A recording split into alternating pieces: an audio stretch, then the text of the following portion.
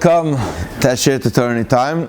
We're up to Perek Yates, and this is after Eliyahu Hanavi had the showdown on Har HaKarmel with the Nevi Abal, and 450 of the Nevi Abal were killed by Eliyahu Hanavi. Vayaged Achov leIzevel, and Achov comes back home, and he tells Izevel, let's call out Eliyahu. Everything that Eliyahu did, the whole showdown that went down with the fire coming down from heaven on his carbon and the Nevi Abal yelling their souls out, nothing helping, and then the rain that came afterwards, and that he killed all of the 450 Nevi Abal, which Agav, it only says the Nevi Abal.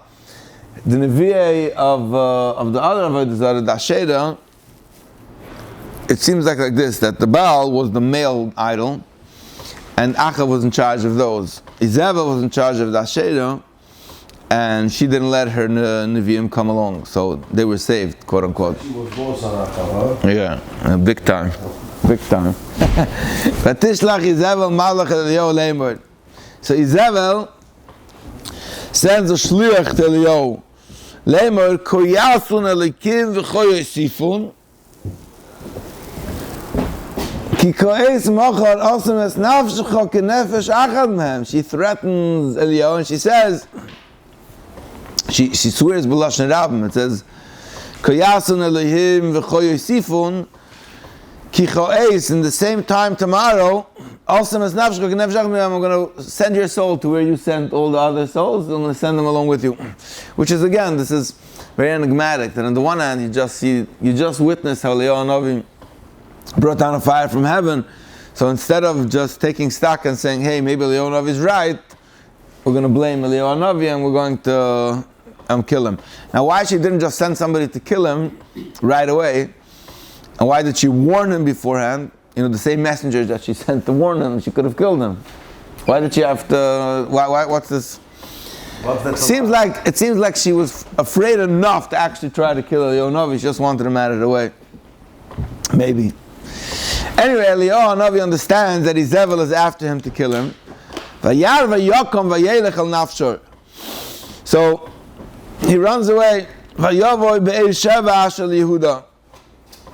He runs to Be'er, which is in the region of Yehuda, so now it's not in the Malchi Yisrael side, so he's in a safe zone because it's not on Achav's territory. He leaves his servant there, which presumably is Elisha, and he goes through the desert derech yam, so he's a fugitive now, he's running away, and he comes to be under a roisim. A roisim is like a brush or some type of a bush in the desert. Not a lot of shade. He wanted to die. Sure. He wanted to die. He says, I came to my end. I came to the end of my koiches. I don't have any energy anymore. I give up. Therefore, Hashem, kach nafshi, take my soul. Ki lo toiv anochi ma'avoisai. I'm not better than my fathers. They lived and they died. I as well have reached my time and I would like to die.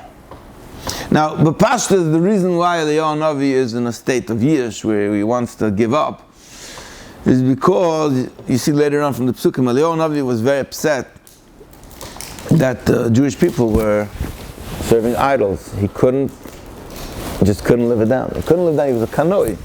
He was a zealot. He couldn't live down that the Jewish people were worshipping idols, and that even after this great miracle that happened in Carmel, even though the Yidden yelled over there, Hashem Olekim, there wasn't any mass tshuva. It's a big problem. This is a huge problem that happens all the time. We see miracles, we witness salvation, but we still manage to stay the same way we are. The fact that you witness a huge miracle doesn't change. There's no quick fix. There's no quick fix that because you witnessed the miracle. Who was just telling me the story that he was in a taxi in Eretz Yisrael. Anyway, he met this guy and the guy said, I have to tell you a Gevalt story. And the story was that when he was after the army, he went with 3 of his friends to, India, Malaysia, somewhere one of these countries. and they were out in the safari, and one of their friends went out of the tent, even though they warned them not to. Just wanted to check out what's going on, and then they heard him yelling, and they run there, and they find this python wrapped around him. Remember this story? They find this python, this huge python or a boa constrictor wrapped around him, and it's squeezing him to death. And they started, and there was nothing they could do. It was humongous, and like in a few seconds, he was gone. And they were all totally religious, and they were yelling. They were yelling him, "Yel Shema Yisrael." And with his last drops, he yelled Shema Yisrael. With his last drop of life, he yelled Shema Yisrael. And this boa constrictor suddenly released itself and went on. And he said, it was like, wow. And he said, this taxi driver telling him, said, this guy, my friend, he's a Haredi, he learns in Koil, he has 8 kids, the whole. And he says, yeah, but what about you? What about you? You were also there. You saw the same thing. He said, it didn't happen to me, it happened to him. So that's basically the story throughout Nach, is that you have these crazy miracles coming down, and then everyone says, it didn't happen to me, it happened to him. And even if it did happen to you, we have a built-in mechanism, because it takes avoida. At the end of the game, all these beautiful, like these wow moments, they're makifim de bina. They're makifim. They're like Amunah. Amunah is a makif. It's a Gamva p'machtarte rachmana karya. Chazal say that a ganav, when he's in the hole, digging a hole underneath somebody's house, and he's going in for the kill, he's going in for the steal, a p'machtarte, when he's in the hole of that tunnel that he dug, rachmana karya, he prays to Hashem, and he says, Hashem, save me. He says, if he's saving Hashem, then why don't you listen to Hashem who said, don't steal? It's just the way it works. It's makifim. It's not pnimi. Pnimi takes a lot of work. And the work is already a different Isaac. To do the work is Shanan Ramasa. Anyway, Eliyahu Hanavi was very sad that the Jewish people weren't listening to Hashem, and he said, Kach nafshi ki lo tov v'noichi ma'avoisai. V'yishka v'yishka tach zeroisem echod. He lies down under the zeroisem bush, v'hine is a malach nogeba. Suddenly there's a tap on the shoulder. There's a malach saying, hey, v'yomer lekum echol. Yo, get up and eat. V'yabeit. He looks around. V'hine merashoisav ugas eretzofim. There was the skichel. There was this like pita that was baked on this. Baked on coals. It was ugas eretzofim, a pita on coals. V'tzapachas, and a jug of water. V'tzapachas moem. V'yochel v'yesh. So he ate and he drank. V'yoshav v'yishkov. And he lied back down and he said, okay, Hashem, thank you. Now I'm ready to die. It's better to die. It's better to die full than hungry. V'yoshav Malach Hashem she'enez v'yigabus. Now the Malach Hashem again taps him. V'yomer kum echoiloi. No. You got to eat more, my friend. There's still a long way to go. You still have a long life to go. There's a long job to go. It's not done. You ain't done yet. So he eats and he drinks and he goes with the energy of that food. He goes for 40 days and 40 nights until he reaches Har Sinai, which most Mefarshim believe that Chorev is the same. Chorev and Sinai.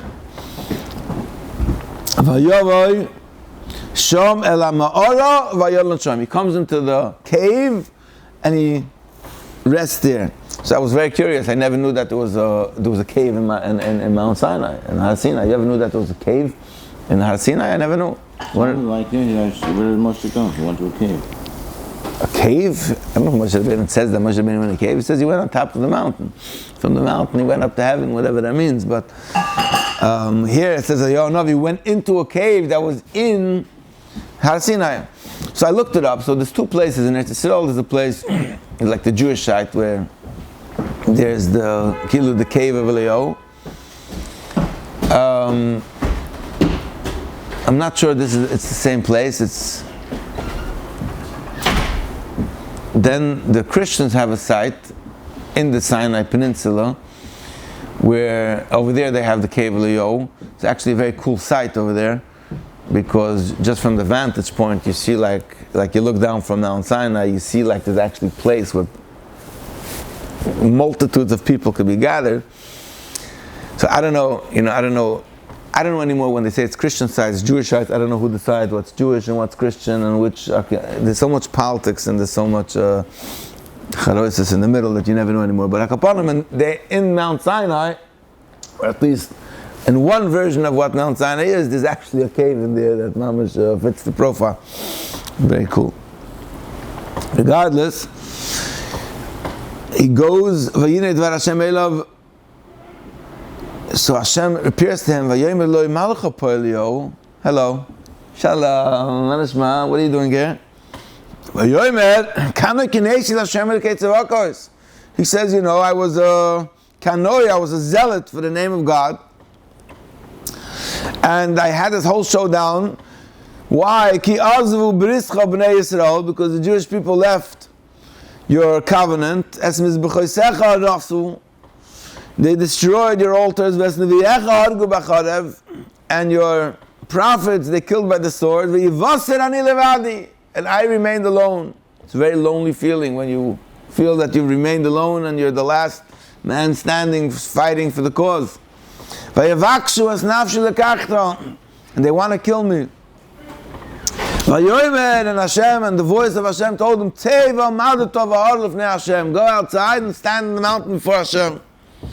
And here Eliyahu Hanavi had like a similar type of experience to what Moshe Rabbeinu had when Hashem Kaviyachol passed before him. V'hine Hashem oived, Hashem is passing, v'ruach gedoyle v'chazak, and there's this great wind. V'farek harim u'mishabres leim lefnei Hashem. It breaks mountains. He had this vision of this tremendous wind breaking mountains, shattering stones. But Loi v'ruach Hashem. Eliyahu Hanavi was like wondering, so is God in the powerful winds? And it was Loi v'ruach Hashem, Loi v'ruach Hashem, v'achra ruach rash, and then there was this tremendous rash, a commotion. And Eliyahu Hanavi said, maybe God is in rash. Maybe God is where there's a rash. And the revelation was, Hashem, he's not in commotion. There was this tremendous fire. And it was like, wow, maybe God is on fire. Maybe God is in substances and things. And it was Hashem. Hashem is not in Eish. Kol there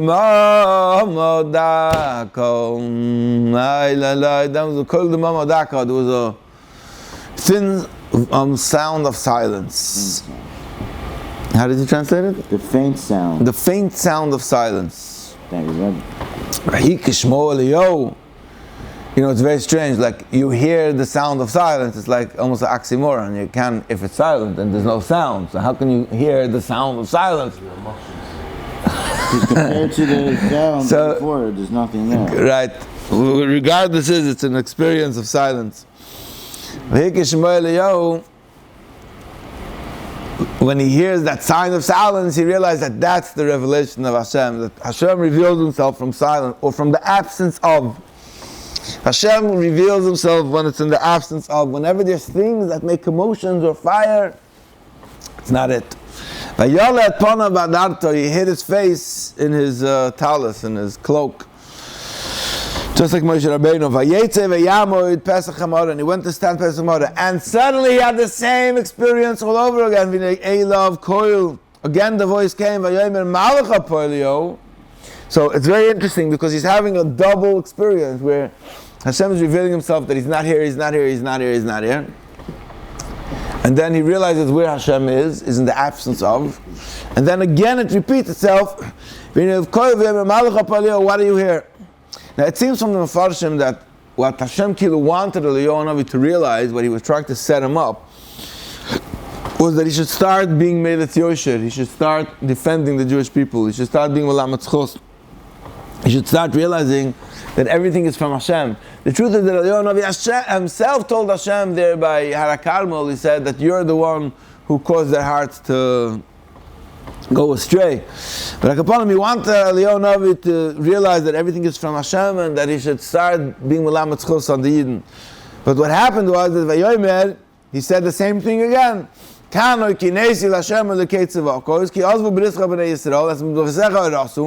destroyed your altars, and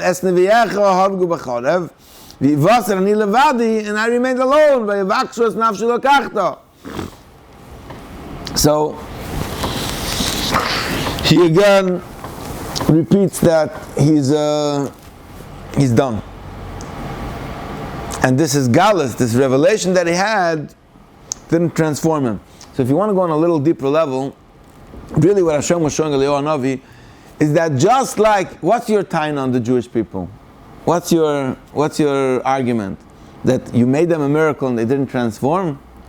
You know, I just gave you a revelation and you didn't either transform. On his level of realizing that everything is from Hashem. I also just gave you a revelation and you just repeated to me the same exact thing you told me before. And then you're having tainus why the Yidden are doing the same exact things before. It's just on the level of a tzaddik. And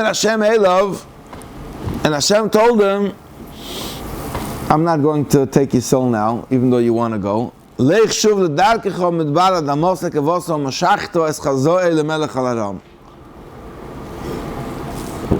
need you to go down to Damascus, to Syria, and I need you to anoint Chazoel. He should be the king of Aram. It's Yehu ben Nimshi. Why would they miss it? It's a good question. I guess they also saw him as a prophet. It's Yehu ben Nimshi.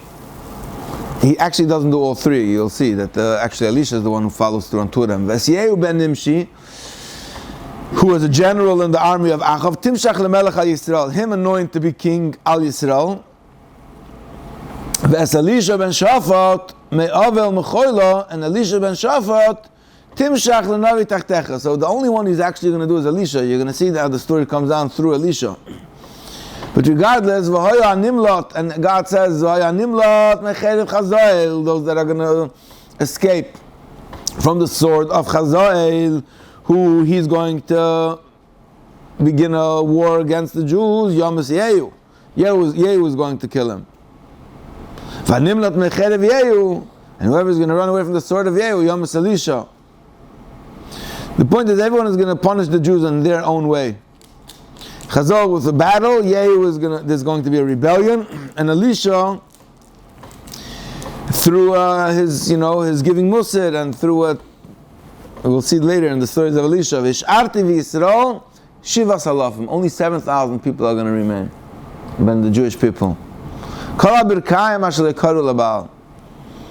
All of those knees that didn't bend to the Baal, v'chol ha'peh asher lo yinoshek lo, and all the mouths that didn't kiss it. Which is, in other words, Hashem is like listening to Eliyahu Hanavi. Eliyahu Hanavi is upset about the Jewish people, and Hashem is like trying to get him to be Melamed Zchus on the Yidden. And ultimately, he tells him that only 7,000 Yidden are going to remain. Somewhere over here in these psukim is where we have this Malach Habris, this whole Indian that where Eliyahu Hanavi comes. Malach Eliyahu, Kanaganes Hashem. I don't remember which pasuk.